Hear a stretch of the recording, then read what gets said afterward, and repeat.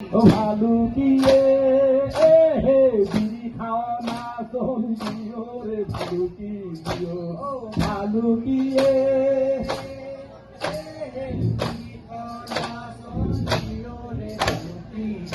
ও শিয়ালে রান্নে বারে দুই শিয়ালে খাই রাজার বেটা মজুমদার ধরা শিখে যায়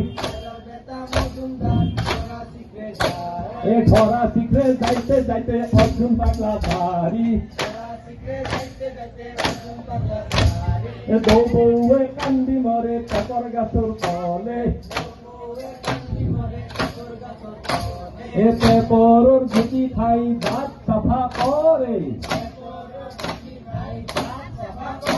এ ছুটি হরে ছুটি হো আনা পূজা লঘ আনা পূজা ধনা গোয়া অজামাতলু বলির বুয়া এ অজামাতি হলু লাজ তিনিবা মুনোর তিনি কাজ লাউর পাত সাকা সাকা আমাক লাগে ভোগা টাকা শহর পাত চিকি মিকি আমাক লাগে ভোগা হিকি এ 12 বাতি জলে এ 12 বাতি 13 কামি এ বছরে বছরে মাগু আমি বছরের খেলা নগর বিহেলা ওরে ওর মুরা ধান পালু ত্রিপুরা ধানপুরা পাই ঠেমনি গান্দা যায় ও ঠেমনি হাতত যাওঁ খুব বেছি লাড়ু খাওঁ লাড়ু খাওঁতে নহলাত জুতি ঠেমনি মূৰত কেও মুটি ওৰি অৰণে এ ও হো হো মহ হো মহেত বা কল্ল এ ম পালু হাতুতা গাই প্রতি এতুতা গাতর কাপাল ফাটা সৌহে দিছে ভাঙা লতা ভাঙা লতাই দি পানী যায় কলমরা গালি খাই এ গালিও গালি অধম গালি গালি খাই কেনে পালি এ পলক তলক চেছিলো দুটা ডিমা পাইছিলো এটা নীলা কাউৰে গোৰ্খা চলি বেৰা ভাঙি যাওঁৰে এ ওতে অমুৰা এ মাটি পালো ত্ৰিপুৰা ত্ৰিপুৰা মাটি পাই ঠেমনি গান্দা যায় এ গাঁৱৰ তলৰ ঢেউৰ ভাটি আহাৰ চবৰ টান মাটি তকমৰ গেল মোৰ ফাটি আহাৰ ঘৰত পোহৰ ভঙা চলি কান্দে উঙা উঙা অৰি অৰি ভাই চলি আনছো দীঘল চাই এই চৰি নাপায়া পটল খান্দু জপায়া চকলোৰ আগৰ নিকা মাটি মৰে বুক ফাটি আইফা কলৰ গলত মণি ঘৰ মানুহ বৰ ধনী ধনী মানুহৰ টিঙৰ ঘৰ 500 টাকা অলে পৰ এ সন্দুকটো লৰে চৰে এ আবু মই বিয়া খাওঁ বাঘ মাৰবা ৰনে যাওঁ বাঘ কাকা হানিয়া মুই কাকা খুটিয়া আমি যাওঁ আলি মজাই আলি আইছো ভকত মাছটো ফুটি নেদা যদি নাদং গুচি এই চৌধেয়া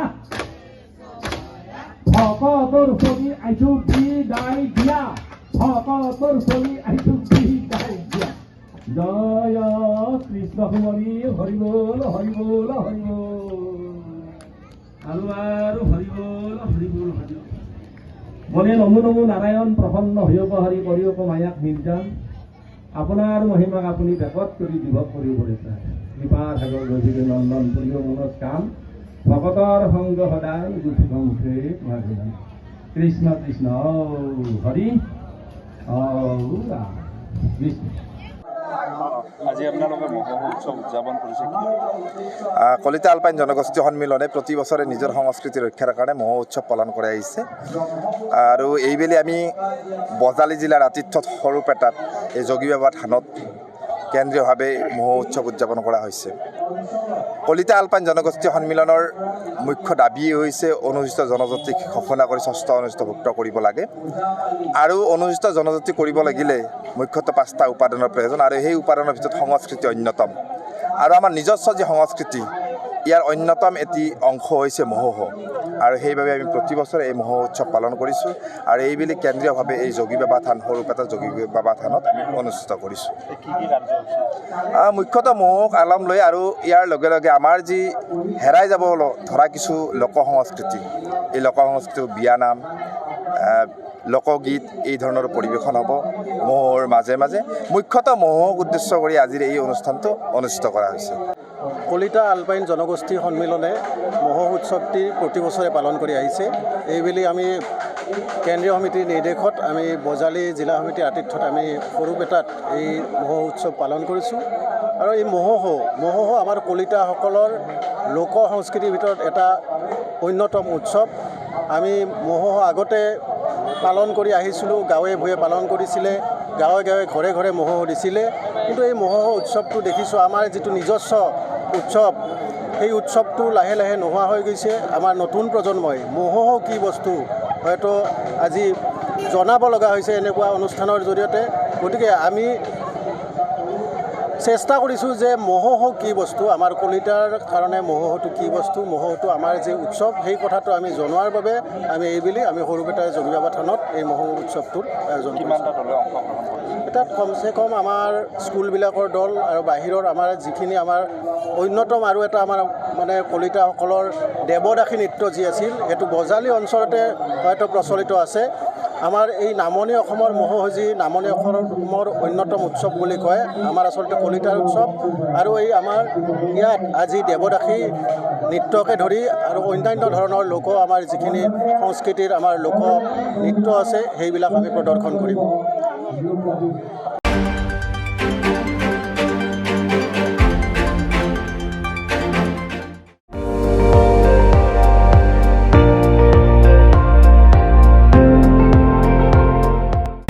আপুনি চাই আছে ND24 সৰ্বশ্ৰেষ্ঠ নহয় সৰ্বোত্তমৰ দৌৰত